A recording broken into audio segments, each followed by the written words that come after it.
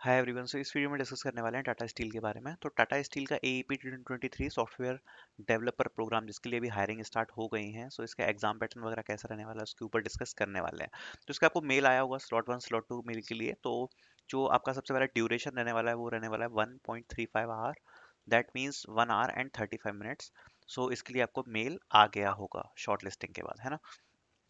अब मैं पुराने पैटर्न के हिसाब से बात करता हूँ। तो जो पिछला AEP 2022 हुआ था, उसमें किस बेसिस पे क्वेश्चन आए थे, क्या वेटेज वगैरह रहा था, तो उसके हिसाब से डिस्कस करेंगे, क्योंकि ये न्यू पैटर्न आई थिंक उसके आसपास ही होगा। यहाँ पर बात करते हैं तो जो मेन क्वेश्चंस हैं वो तीन तो ये एप्टीट्यूड में डिवाइड होते हैं और एक टेक्निकल MCQ वाला सेक्शन।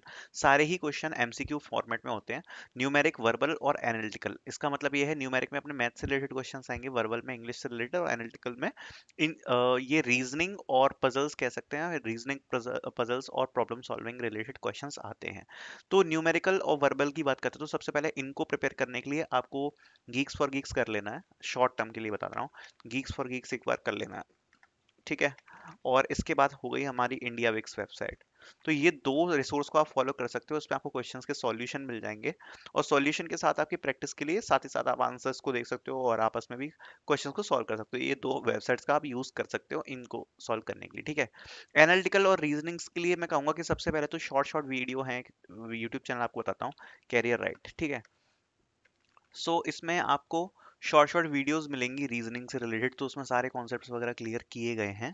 तो इस यूट्यूब चैनल की वीडियोस की प्लेलिस्ट को फॉलो कर सकते हो रीजनिंग प्रिपेयर करने के लिए, अगर आप पे थोड़ा बहुत टाइम है, या फिर कोई टॉपिक अगर आपको ऐसा लगता है थोड़ा वीक है, तो आप इस बारे यूट्यूब चैनल को फॉलो करके इसको कर सकते हो सॉल्व। अब बात करते हैं टेक्निकल MCQ की। तो टेक्निकल MCQ के लिए दो तीन रिसोर्स बताता हूँ। एक तो सैन फाउंड्री है। सैन फाउंड्री एक आपका हो गया, एक हो गया गीक्स फॉर गीक्स। ये दो रिसोर्स काफ़ी हैं। अब अगर आपको टेक्निकल को प्रिपेयर करना है तो टेक्निकल सेक्शन को प्रिपेयर करने के लिए मेजरली आपको फोकस करना पड़ेगा ऊप्स पर। ऊप्स मतलब ऑब्जेक्ट ओरिएंटेड प्रोग्रामिंग के क्वेश्चंस के ऊपर। और इसी के साथ आपके छोटे छोटे जो एरर के क्वेश्चंस होते हैं, या फिर जो क्वेश्चंस रिलेटेड होते हैं एल्गोरिथमिक या फिर टाइम कॉम्प्लेक्सिटी निकालने वाले क्वेश्चंस। इस प्रकार के क्वेश्चंस पे आपको थोड़ा सा फोकस करना पड़ेगा। अब आप टॉपिक्स को सारे एक वन बाय वन करके लिस्ट कर सकते हो, और लिस्ट करके आपको क्या करना है, आप सेन फाउंड्री सर्च कर सकते हो।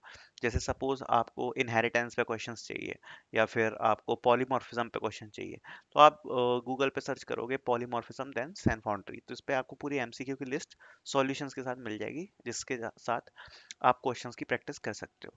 तो बेसिकली पिछली साल के जो पैटर्न था उसमें ये चार सेक्शंस डिवाइड थे, जिसमें हर क्वेश्चन के लिए एक सेम वेटेज था। और ये जो एप्टीट्यूड वाली स्किल्स हैं, न्यूमेरिक, वर्बल, एनालिटिकल, इनको वेटेज ज़्यादा दिया गया था और टेक्निकल वाला को कम वेटेज दिया गया था। अब इस बार के एग्जाम पैटर्न में भी हो सकता है इस प्रकार का ही कुछ आपको देखने को मिलेगा। और इसका आई थिंक 14th को आपका एक स्लॉट का मेल आया होगा, 14th को स्लॉट 2 का मेल आया होगा। वो आप दे सकते हो। स्लॉट 1 तो आई थिंक 8th 9th को ही है ना। ये आपका टेस्ट पैटर्न टोटल होने वाला है। बाकी अगर इसमें कुछ और अपडेट्स होंगे तो चैनल पे आते रहेंगे। Thank you so much for watching this video.